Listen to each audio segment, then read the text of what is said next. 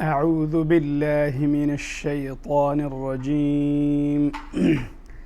بسم الله الرحمن الرحيم. قلنا دائما انتبه من مصاحبة الغنة لحرف المد. الرحيم. أحسنت. قل أعوذ برب الناس ملك قل انتبه لحرف القاف في قل. التفخيم. أيوة قل نعم. قل أعوذ برب الناس ملك الناس. طيب، برب الناس عندنا الغنة هنا أكمل ما تكون لأنها حرف مشدد. الآن الغنة تصحب الميم والنون وهي مراتب. أكمل ما تكون إذا كان الحرف مشددا. هنا الحرف مشدد صح؟ الناس. عندنا الغنة في الناس. عندنا الغنة في الناس. أيوة نعيد. برب الناس. ممتاز. وعندنا كلمة الناس فيها الألف مد عارض صح؟ نعم. والسين ساكنة حرف صفير قلنا مهموس رخو صح؟ نعم. ما الذي يحصل؟ أن بعض الناس، أنت الآن نطقتها بشكل صحيح، لكن الخطأ هنا أن بعض الناس يقرأها برب الناس. ماذا يفعل؟ يشدد السين. نعم. يشدد السين وهي مخففة ليست مشددة. هي مخففة وليست مشددة. ليست الناس وإنما الناس. نعم. ملك الناس. أحسنت. إله الناس من شر الوسواس الخناس. طيب، من شر أعد.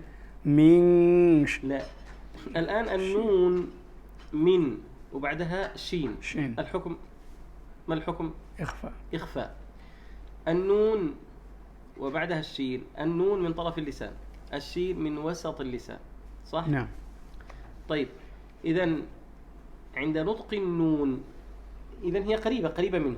نعم. لا بد من إخفائها. فلا نقول من شر لأن هذا أشبه بالإظهار. من شر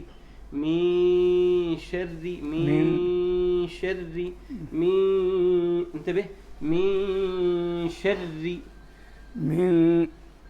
من شر الوسواس الخناس. أعدها من أجل كلمة الوسواس. لا أعد من أول آية. من شر الوسواس الخناس. طيب، عندنا الخاء مفخمة أو مرققة؟ مفخمة. إذا نعيدها. الخاء. شوف الخان. طبعا أنا فقط الآن أمدد من أجل فقط الإظهار، بيان كيفية القراءة ولا لا تقرأ هكذا. ها الخناس. نعم. الذي يوسوس. لا تغن أنت، الغنة موجودة في الياء. نعم. الذي يوسوس في صدور الناس. ممتاز، نطقك جيد جدا. الذي يوسوس. الذي مكنت الياء، لأن الخطأ هنا أن بعض الناس يقرأها كيف يقرأها؟ الذي يوسوس. ماذا فعل؟ يدغم الياء في الياء. هذه الياء مادية لا تدغم. حتى لا تدغم لابد من التمكين لها. الذي يوسوس. لا تغن. الذي أعد. الذي يوسوس في صدور الناس. الآن هنا كلمة صدور لابد من الاعتناء بالصاد. الذي يوسوس في في صدور. أيوة، في صدور ولا يأتي بها الصو صو. كأنها سين، اللي قبلها سين فهي تجذبها. الذي يوسوس في صدور الذي يوسوس في صدور صو. أيوة. في صدور الناس. أحسنت. لماذا الصاد هنا صعبة؟ لأن ما قبلها ماذا؟ سينات. سين. يوسوس وبعدها سين الناس، والسين والصاد أصلا من مخرج، نعم، من مخرج واحد، الصاد والسين والزاء والزاي. نعم. لكن الصاد تتسم بالاستعلاء ومن ثم فهي مفخمة، والسين تتسم بالاستفال فهي مرققة، إذن ينبغي أن نأتي بها بحقها. هنا الذي واحدة من الثنتين الخطأ، إما يقول الذي يحول السين إلى صاد، وإما أن يقول الذي يوسوس في صدور صح، لكن يقول في صدور هذه خطأ لأنها أصبحت سينا. إذن يحترس من المجاورة قد يبغي بعضهم على بعض، إما أن يبغي الضعيف على القوي، فالقوي بدلا من أن يكون قويا يرى أمامه من هو ضعيف فيكون مثله، وإما أن يبغي القوي على الضعيف، فالضعيف الذي هو السين يتحول إلى الصاد. لابد أن نعطي لكل واحد حقه. نعم. الذي يوسوس في صدور الناس من الجنة والناس. بسم الله الرحمن الرحيم. الغنة ما زالت مصاحبة بسم الله الرحمن الرحيم. أحسنت. قل أعوذ برب الفلق من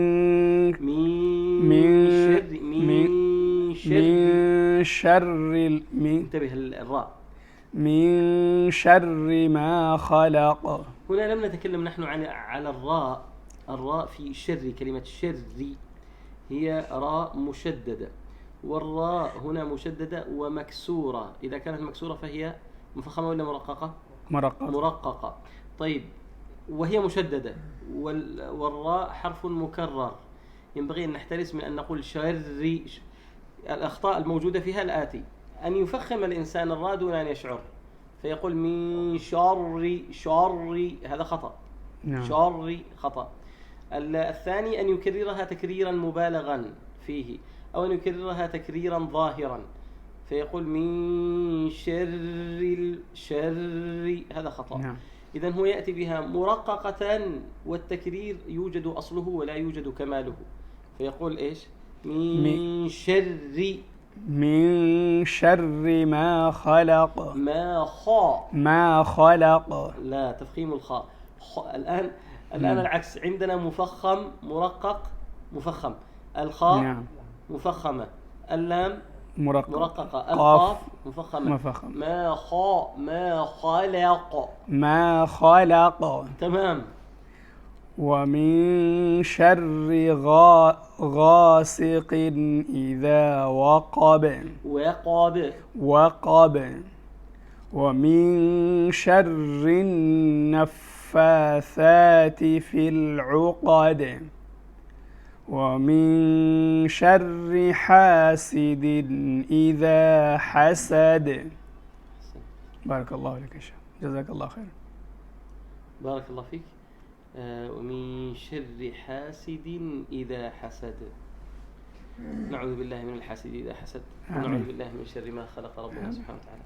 بسم الله الرحمن الرحيم. الغنة ما زالت مصاحبة للياء. بسم الله الرحمن الرحيم. حتى يفهم الإخوة، لا نقول الرحيم، وإنما الرحيم. نعم. قل هو الله أحد الله الصمد. الخطأ هنا، يعني هناك أخطاء يقع فيها الناس. يقول بعضهم قل يرقق القاف وهي قل مفخمة. قل. القاف مفخمة أما اللام فمرققة. نعم. طيب قل هو الله أحد. أحد بعض الناس يأتي بها مشددة فيقول أحد. قل هو الله أحد. غير المعنى. أيوة تغير المعنى تماما. بعض الناس يقول والله قل هو الله، يقول لك الواو مع اللفظ. يقول قل هو الله. صح. والله. نعم. قل هو والله. نعم. لكن أنا سمعت من بعض الأئمة، بعض الشيوخ وفقهم الله من الذين يؤمون ما ينتبه لتشديد، ما ينتبه لتخفيف الدال فيأتي بها أحد وهكذا، مثل ما قال الشيخ أنس يتغير المعنى. نعم. لأنه يصبح من الحدة. كلمة حاد. أيوة من الحدة وليس من الوحدانية. نعم. قل هو الله أحد. أحد وليس أحد. أحد. حتى شيخنا قل هو الله بعضهم يقول كثير، حتى القراء يعني الأئمة أحد إيه. وبعضهم قد يفخم الحاء أحا أحد. نعم. فهي إذن مرققة أحد. أحد. كذلك الصمد وليس الله الصمد. الله الصمد. طيب الله ينتبه الآن للألف، الألف التي في لفظ الجلالة. نعم. هذه الألف أصلا إذا وصلت لفظ الجلالة بما قبلها تسقط، لأنها همزة وصل. همزة الوصل تسقط حال نعم. وصلها بما قبلها. نعم. فهو إذا ابتدأ بها لابد أن يأتي بها، إذا أتى بها ينبغي أن يأتي بها مرققة، لأن لفظ الجلالة اللام في لفظ الجلالة مفخمة. إذا عندنا لاحظ الألف هنا التي هي الهمزة. نعم. همزة الوصل مرققة واللام مفخمة، والألف التي بعد اللام غير مكتوبة. الألف التي نعم. بعد اللام نعم. مفخمة لأنها تابعة لما قبلها، والهاء مرققة. إذا أصبح عندنا مرقق مفخم مفخم مرقق. أصبح الله الله الله أيوة. الصمد. الله الصمد. الله الصمد. أيوة. الصاء، لاحظ الصاء وليس الساء. وليس الساء، اختلف المعنى. نعم. الصمد. الصاء. الصمد. لم يلد ولم يولد ولم يكن له كفوا أحد. أعد. لا ما ينفع هكذا. ولم يكن له كفوا. لا الغنة تصحب. ولم يكن له كفوا. هو احنا في له لا يقال له. له ولم يكن له كفوا أحد. الآن هذه الفاء في كفو ساكنة ولا مضمومة؟ مضمومة. إذن كفو وليس كفوا أحد. أحد. طيب من الأخطاء التي يقع فيها بعض الناس في سورة الإخلاص أن يقرأ إذا وصل قل هو الله أحد الله، وهي أحد الله. أحد لماذا؟ لأن السكون هنا، النون الساكنة هنا التي هي التنوين. التنوين هي عبارة عن نون ساكنة وبعدها يوجد ماذا؟ يوجد بعد التنوين إذا وصلناها بما بعدها يوجد اللام الساكنة، لأن همزة الوصل سقطت. اللام الساكنة قبلها نون ساكنة، التقى ساكنان، نتخلص من لا تجمع العرب بين ساكنين غالبا، فنتخلص من التقاء الساكنين بكسر الأول. قل هو الله أحد الله. فإذا كسرنا النون إذا نرقق لفظ الجلالة لا نفخم، نقول أحد الله وليس أحدنا الله. نعم. نعم.